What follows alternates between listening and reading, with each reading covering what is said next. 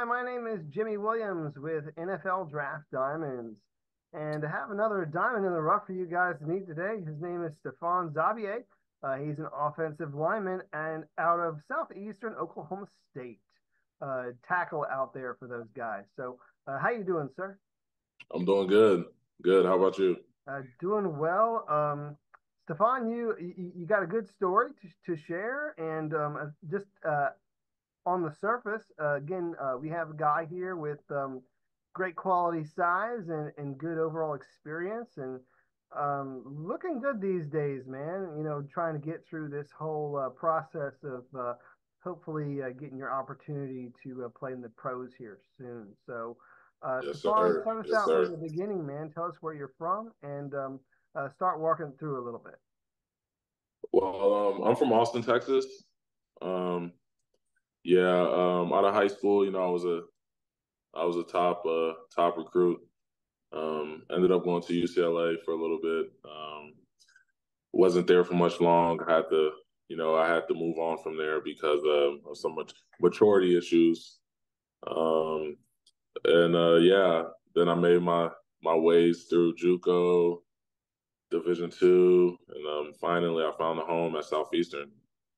Cool. So, do you want to back up a little bit to your high school days? Westlake High School, is where you played your Yes, high sir. school ball.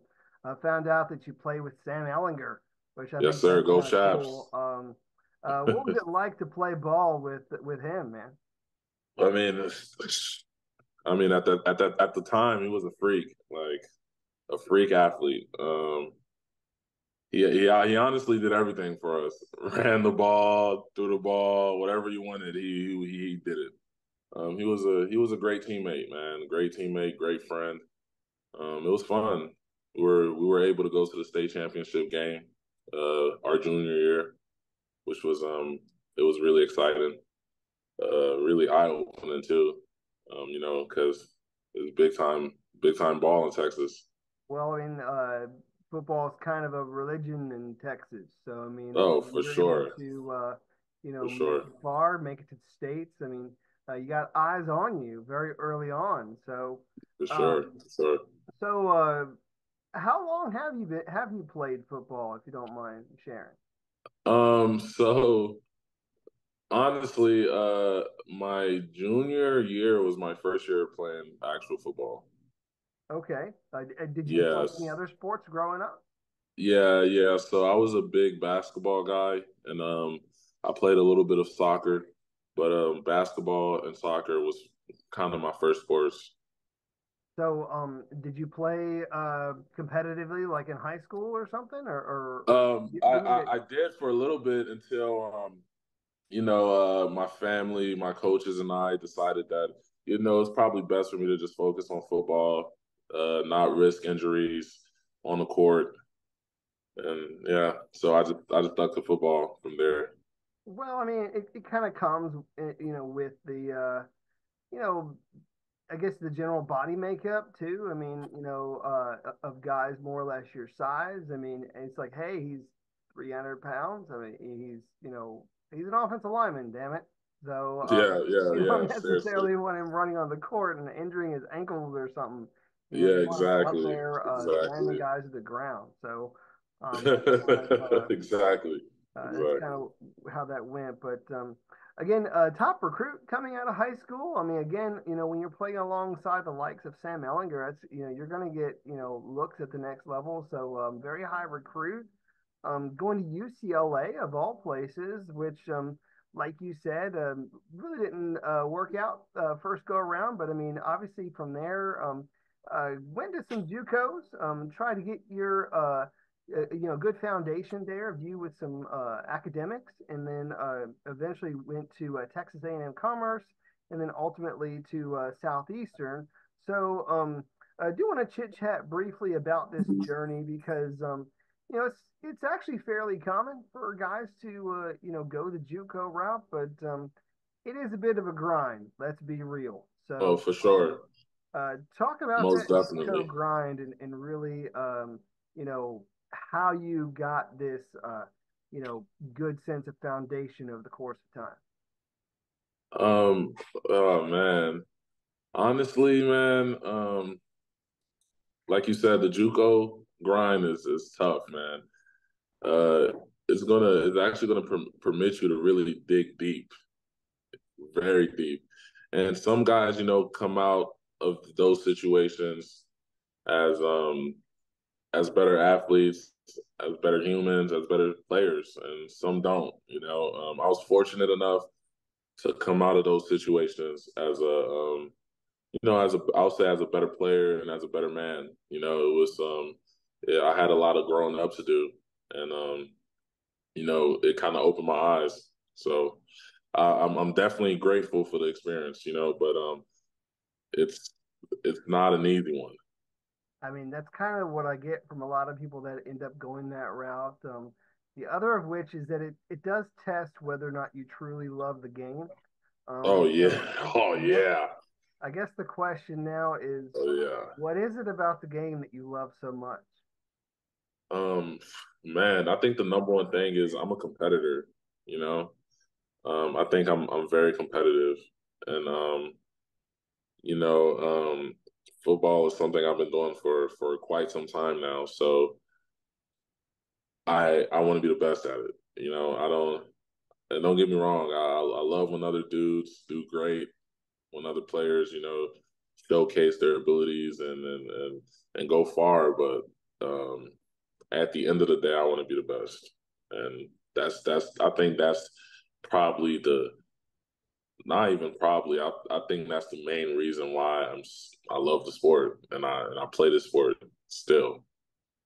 Yeah, I mean, you like being able to go out there, be competitive. Obviously you want to try and be the best at what you do, and there's a lot that you have going for you. Obviously, some really good size, about 6'6", 330. Yes, And sir. so, kind of want to get after this man a little bit.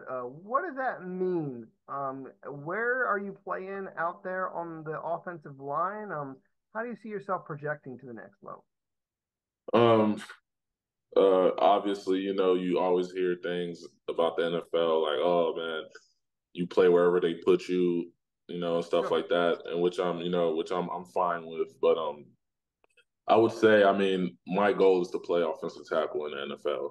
You know, um, most of the guys I study are OTs, and I like being on that island, being mano a mano with a freak. It's a freak on the edges. Don't get me wrong, there's freaks inside too, but when you watch the game, you see them dudes on the edge. They're freakish. So being able to block them or them being able to be like, damn, like this guy's tough to get past. That's kind of that's what I kind of live for. Um, So I so would let's love to play OT. let's walk through this a little bit again. Experienced mostly as a tackle. I'm assuming the is it left side or right side that you have the most experience on? I've always played the left. Yeah, I don't know. I can't tell you why, but uh, I think I've always had decent footwork. Ever since high school with the soccer and basketball background. So even when I went to UCLA, coach, I left. So it's always been that, and that's what I Well, just stuck to. well, hey, I mean, usually, of course, that's where coaches put their best guy. Their best guy with great length, and you want him out there against the best, really. Yeah.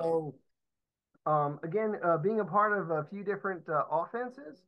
Again, some JUCO, Texas A&M Commerce, and then Southeastern Oklahoma State.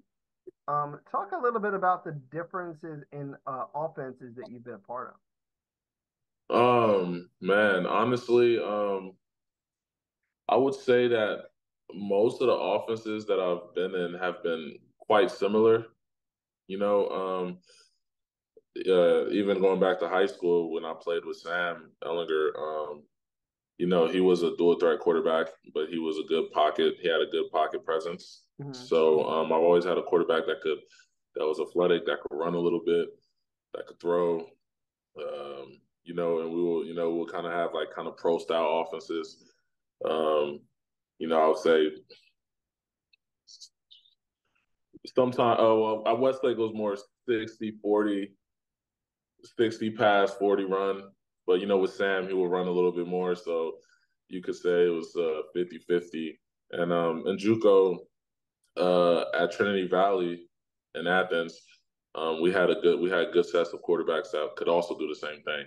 So it was very similar for me. And my last year at Southeastern, we were able to have a quarterback that was kind of a dual threat QB. So it honestly always felt the same, just more pro style, 60-40, 60 pass, 40 run, or near half half. So yeah. Yeah, and honestly, these days, let's just face it. I mean, we need, quarterbacks that could do multiple things. I mean, that's obviously, where the game is going. I mean, that's how the game is evolving. Obviously, you see a whole lot of RPOs. So, I mean, you got to be able Yep. to, you know, tuck that ball away and take it yourself as a quarterback. And so, as a blocker, you always got to be on point, man. You always got to be able to beat the guy in front of you, in the event of whatever's going to happen, because a lot of times you don't know. You just got to, Yeah. beat the guy in front of you. So, cool. So, when we look at you as a prospect, I mean, you are obviously a prospect, man, a pro prospect with pro dreams. So, what do you feel is the best thing that you have going for you? Um, Honestly, I would say my athleticism, for my size. Um, I think I can move very well for my size. And yeah, my footwork, I think right now that's the biggest thing. My size, my athleticism, my feet. Um, I think that could potentially get me to the next level. Cool. And just kind of want to get your take on this. I mean, you touched on it briefly, but I just want to see if there's more that you wanted to add to it.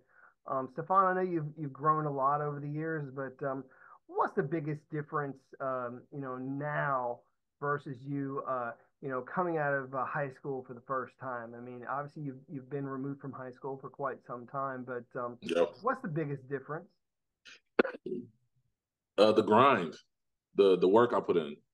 Um, you know, when you're in high school, you're playing at one of the powerhouses of, I would say, the nation when it comes to football and sports. You tend to feel as if, yeah, you know the grind, but you tend to feel as if, I don't know. I felt like I didn't necessarily need to do anything extra, you know. But now the way I approach the grind is completely different. Getting extra work in, doing extra stuff. Stuff that I feel gives me an edge against my opponents and my peers.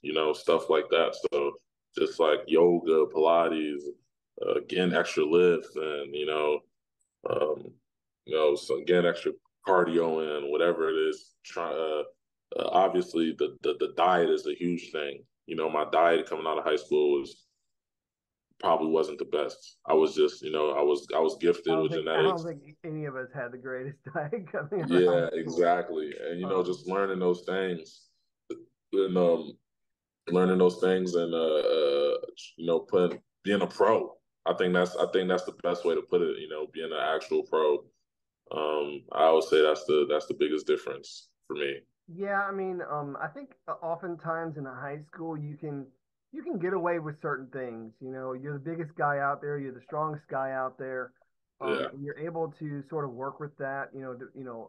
Up against your opposition. But as you kind of move along through the process, of course, it gets more and more serious as now, like Yep.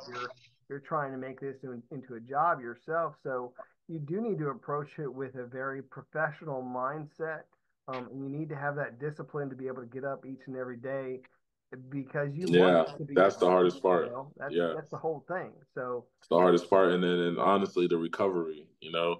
I used to hate ice baths and all types of stuff, and the recovery aspect of the sport. But and I'm not saying, oh, I love them, but I understand that this has to be a daily thing for me. You know, if I want to achieve the goals that I set for myself. So yeah, man, it's a huge difference from coming out of high school and even my freshman year at UCLA. You know, it's like huge. It's a huge difference the way you approach everything with intent. You know, Gotcha. so yeah, Yeah, I mean, I think only crazy people really want to do ice baths. yeah, But yeah. of course, that is something, that, does help the recovery Yeah, process. the social media freaks that that hit the ice bath for 300 days or something like that. That's I mean that's impressive. But hey, good for them. Yeah, I don't know how to do it. It's not something that I would do regularly, but I get you. Stephane, also just kind of want to look at your time really over the past few seasons. I mean, of course, being all conferences last season, but give me some of the highlights of your career, whether it be a game or even like a specific play that you kind of walk me through. Yeah, so Something. yeah, as you know, I never really played a actual season at a 4 year school until 2 years ago. So you know, coming out of JUCO, I was All American at JUCO, All Conference, but I played about 6 games. You know, it was the COVID season. There was a lot going on. So um, for me, honestly, just getting on the field and experiencing, actual collegiate football, even though, some people might call the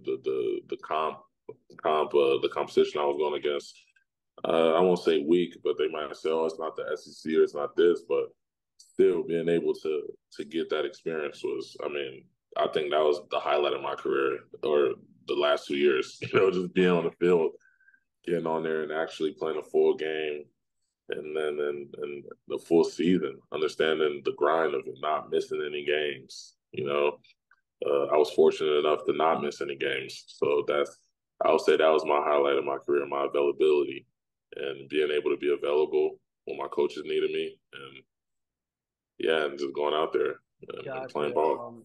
I want you to walk me through something. Walk me through a play that you guys ran at Southeastern. Kind of like your bread and butter. Okay, Maybe first yeah, down or yeah. something. Sort of walk me through something. I think our bread and butter was our inside zone. I mean, don't get me wrong. We had my first year at Southeastern, we had a really good quarterback, broke records. He was an experienced quarterback, and we had one of the top receivers and the top receiver in the nation at the time, Marquise Gray, who actually won the award for top receiver in the nation. So as in D2, I'm not sure if it was all conference or throughout the FBS and everything FCS, but I'm pretty sure he won the best receiver for Division 2. And other than that, I would say our go to was the 23 23 inside zone. So 23 is basically uh it's inside zone, and the running back is looking for the A gap. That's his hole. That's the hole that we're trying to create. So for me, I would have money on the defensive end, depending on the front, but most likely I would have either money, which is man to man on that defensive end, or I would have a double with my guard if it was a three down front. So we'll kind of double team that guy to the backer. But yeah, that inside zone, that's basically it, man. That was our bread and butter.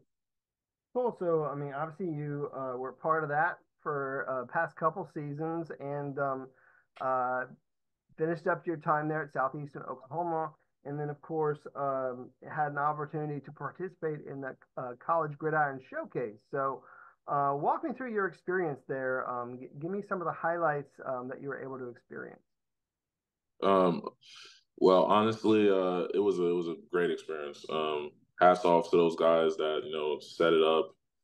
Um, I'm not look, I don't remember everybody's names, but the few that I do remember, Coach Jose, and those guys they had a great event.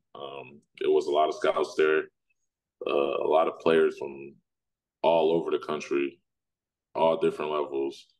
It was honestly a great experience for me because I was able to. I'm not going to say compare myself, but I was able to see other dudes and see how they move, see how they look, see how some of these FBS guys look.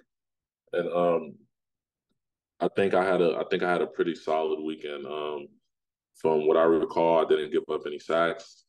Um, I didn't give up any tackles for TFLs, tackles for lost, or my guy didn't make the play. And obviously, the reps were limited, especially on the game day because it was a lot of guys out there. So I would say the highlight was just being able to also talk to NFL teams, talk to scouts, and that was a huge blessing for me, huge blessing, because I didn't experience that yet, So yeah, the TGF was, I mean, it was fun for me, I would say.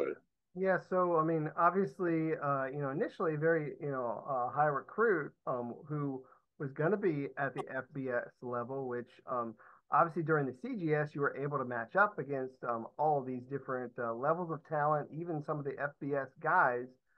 So you're obviously now at the position where, you can't compete up against these guys, man.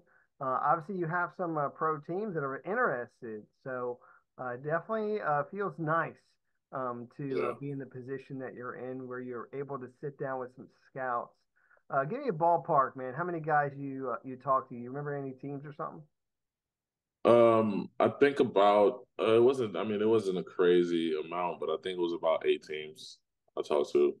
That's solid. So it's nice to have that level of interest. Honestly, that's actually not that bad. So several teams looking at you. Obviously, hey, here's a guy who has NFL size, so they just obviously want to get to know you.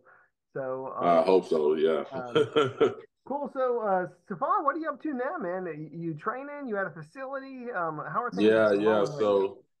So I'm up here in Dallas, Texas. I'm training at Exos, uh, the Plano location. Yeah, so it's been fun, man. So I've been training there for about 2 weeks now, but I think we're in our second week of pro day training and stuff like that, and quote unquote combine training. Um, and yeah, so it's been fun, man. It's been fun seeing the strides I've been taking as an athlete to see how I can move, see the speed I'm going at the size I'm at. I'm very hopeful. I think I'm going to test well. Uh, but yeah, man, it's just the daily grind. So Gotcha. And so I do want to take at least a couple minutes to get to know this Stephane Zabie off the field. So, anything else about yourself that you feel the people, the scouts need to know, man? I mean, again, just a couple minutes, no football talk. So, you into anything like have anything on that? one thing, I speak fluent French. That's one thing I can think of. Yeah, I that's love pretty food. nice. Fluent Yeah, French I have is a pretty I cool. I have a I have a I have a love for food like most offensive linemen. But I'm trying to actually change. Well, not I am changing the way I eat, but I don't want it to just be a thing where it's like, just for 8 weeks. I want it to be a lifestyle thing, like a Nick Bosa or like a Miles Garrett. I'm sure those guys have insane diets. But yeah, man, honestly, I like to recover. That's I like to recover because I think I put my body through a lot. So outside of football, I'm chilling at the house, man. I'm watching some movies, try to read a book here and there, try to do something that involves relaxing, and just recovering and, not doing too much. Sure. I also So, like to travel. when I Well, do have the chance to. cool. Let me bounce a couple of quick things off you. So, obviously, again, like you said, I mean, you got to, recover, kind of sit down, chill at home. Is there maybe a TV show that you'd recommend I binge watch or something? Yeah, honestly, man, recently, so I'm an action guy. I like action, but I also like comedy, and I like history a lot. History Okay, was definitely like, I like to see the past events. I think it could teach us a lot about the present and the future. But recently, man, because I'm not going to give you one of those generic like, oh, watch The Sopranos. Like everybody should watch The Sopranos or everybody should watch Ozark. But I think for me, it's like right now, I just finished the show, man. And it was so good. So it's actually a reboot of a movie, Mr. and Mrs. Smith. Um, they had a movie a few years back. I'm not sure when it came out, but I remember I was young when I it first was a watched it ways ago. That was with with Angelina Jolie and Brad Brad Pitt. Pitt. Yeah, yeah, yeah. Yeah, but they actually just did a reboot, and it was made into an eight episode TV show series. So good, man, so good. I mean, the cinematic the cinematic, like the pictures, the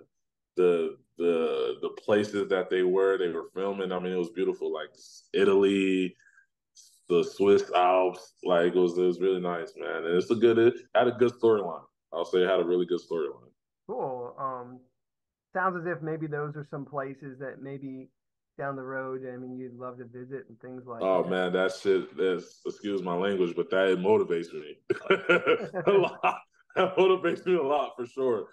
For sure, down the line, it motivates me a lot for Gotcha. sure. Well, Stefan, do you want to wrap up our time? It's been fun just chit chatting through you and your story. Yes, Obviously, sir. very busy right now. Training, getting ready to, showcase your talent in front of some scouts once again. So, as we wrap up, give those scouts your pitch, man. Tell them why you would make a great addition to their team. So, go for it. Yeah, like I said, man, I'm a competitor. I'm a competitor, and I'm not scared to go against the best. You know, I've been at an FBS school. I've seen dudes that are playing in the NFL right now and doing very well. And I've never been the type to shy away from competition. And I'm ready. I'm ready. I think I think it's my destiny to be an athlete and a good one. And so I'm gonna keep working hard to obtain that destiny, regardless of the adversity or outcomes that happened already. I'm gonna keep on persevering and keep on working hard. I'm not gonna quit no matter what. I think I'm ready for it mentally. Forget the physical part of it. I think I'm ready for it mentally. Well, I mean, I think you're physically ready for it. At least close. You're close to it. If anything, I mean, Thank you. big, strong guy, who's very competitive and has the ability to run with the best of them. So, um, again, Stefan, I want to wish you all the best. Thank you very And much, Jimmy. you take care of yourself and show people what you got at this pro day, man. Thank you very much, boss. Appreciate that. No problem. Once again, Stephane Zabie, offensive tackle out of Southeastern Oklahoma State. Yes, Check sir. this guy out. Yes, sir.